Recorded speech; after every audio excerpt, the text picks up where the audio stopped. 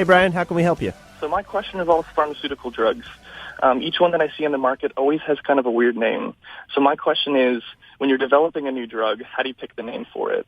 Do you have have you ever thought, oh, that would be a great name for a drug? You know, I'll admit I've thought about it before, but every single commercial that I see, I've always wondered what the people are doing when they're sitting in the conference or when they're sitting in kind of like the board meeting when they have this new drug when they're about to put it on the market. And they're like, what are we going to name it? And do people just pull it out of a hat? You know, I've always wondered it. Well, you know what? I think we can find someone who can answer this question for you. All right. Thank you so much, guys. Alrighty. Appreciate your help. Scott Piergrossi is VP of Creative Development at Brand Institute. They come up with the names for drugs. Yeah, Lipitor, that's theirs. Mm-hmm. So, Scott, how does this work? The first thing is, what does the drug do? If the drug does this, if it's a cancer drug, if it's a lifestyle drug, and that could be anything from, erectile dysfunction to eyelash growth, you have to understand who the target audience is. So an example would be going to the oncologist example. If we're creating a cancer drug, we worked on the name Avastin, okay. And that is derived from the drug's mechanism, which is an avascular inhibition. All right. And going to the eyelash growth, we worked on the name Latisse, which is crafted from Matisse, the sculptor artist, with the LA prefix for lash. So you can see both from a messaging and a tonality standpoint how those names speak to different people. So, Scott, one of my favorite names is Flomax because it tells you kind of what it's trying to do for you in like almost explicit terms. They're going to maximize your flow. That name was approved probably over a decade ago or right about then, and things have become more conservative from a promotional standpoint. Now, apart from making a name safe in that it can't be confused with another drug wherein a misprescription might occur, the name also has to be, quote-unquote, safe from a marketing, a promotional, and exaggerative claim perspective. Yeah. So a name like Flomax was approved 10 years ago. The agencies, regulators like FDA, have become more conservative over the past few years, so that name might be overstating the drug's efficacy. So many years ago, there was a little more leeway with that, and that's why you're seeing some of the newer drug names for, besides the trademark concerns, the newer drug names being more coined and more subtly encoding their messages. Well, let's talk about Latisse. That's interesting. Matisse plus lash, you get Latisse. So does somebody come? They say we have this drug, and you guys have a guy who's like, all right, Latisse, or do you come up with a lot of different names? That's a great question. So we have a creative team, which I lead, and we create for any given project, I would say, about 2,000 names. Really? Yeah, yes.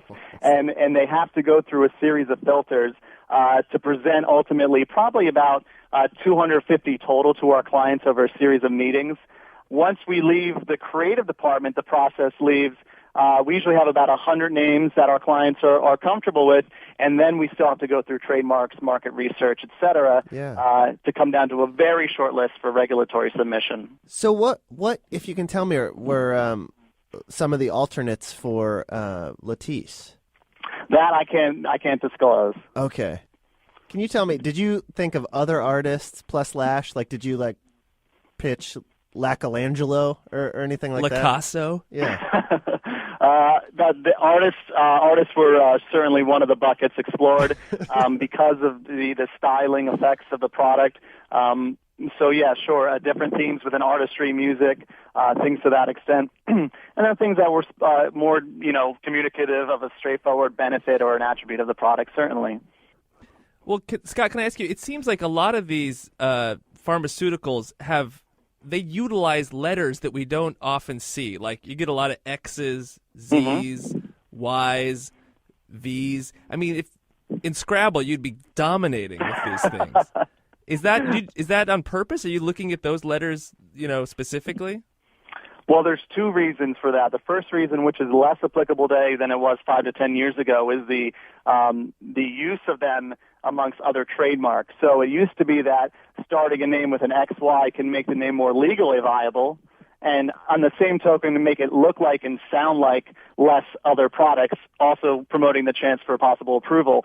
But yes, there's also the side of it that we call tonality, in that a sound or how the name sounds, how you hear it, can affect the implied messaging of the name. So the Z's starting with the Z might connote speed, X might connote power, and really beyond the individual letters, the letter strings as they're used together also have that kind of effect. So if you look at a name like Lunesta, which there's really no hard consonants in there for a sleep aid with the lunar moth imagery associated with it, very soft, approachable nighttime restorative rest. And you can look at another name, something like Grazax, which is a grass allergy vaccine that we created for a company, an extremely potent, powerful, to the point, efficacious sounding name. Can we try something? I understand you can't tell us the names that didn't make it, but so you guys did Lunesta. Can I throw you like just an idea I have for a name for the same product, and you can tell me why it doesn't work?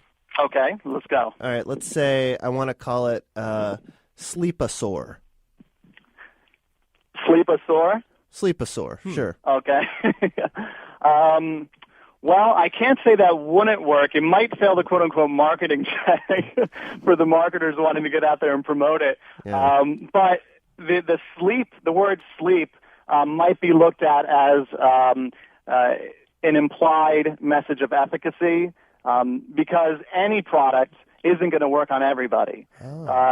So that might be reviewed from a somewhat promotional standpoint. I'm not saying that name would definitely get rejected, because if it was indicated for as a sleep aid, it might have potential. And usually that might be a little long if I count out the letters, but we usually talk 9 letters or less.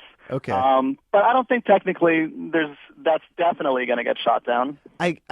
I will say, as I said it out loud, I was just kind of spitballing, and as I said it, I realized about a second later that it might make you think of bed sores.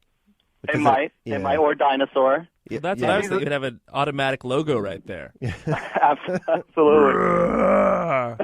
Which doesn't make you think sleep, though, does it? No. And these are things that we do have to contend with when we're presenting names, is personal associations that we have to help keep clients on task. What is personal and what is likely shared by the population at large? Is there, in your industry, is there like a cautionary tale that everybody knows that is a guiding, example for you guys and what not to do? Well, is the Chevy Nova, which had exposure in Latin American markets, and in Spanish, Nova means doesn't go, and it's a car. So that's kind of the case study in linguistics as being an important step. You'll see what we call dual trade names globally. So in Europe it's this, in the U.S. it's this, because linguistically it is inappropriate in a specific language. Is there something that comes to mind that we know as one thing here that is different elsewhere? Just an example. From a linguistic standpoint, I'd have to do some checking, but I can speak of from a promotional standpoint, everybody in the U.S. or most people probably know Rogaine, the brand. Yeah. And most other countries, it's called Regain. And FDA said that is making a claim to its efficacy, so it had to be called Rogaine here. Everywhere else, it's Regain. So that's an example of dual trade name from a promotional standpoint. So they wanted to call it Regain here, but they couldn't? Exactly. Wow. That's amazing. Yeah. Well, Scott, this has been great. Thank you so much for your time and for your patience with all our questions. I'm happy to help, and if there's anything else, just ask.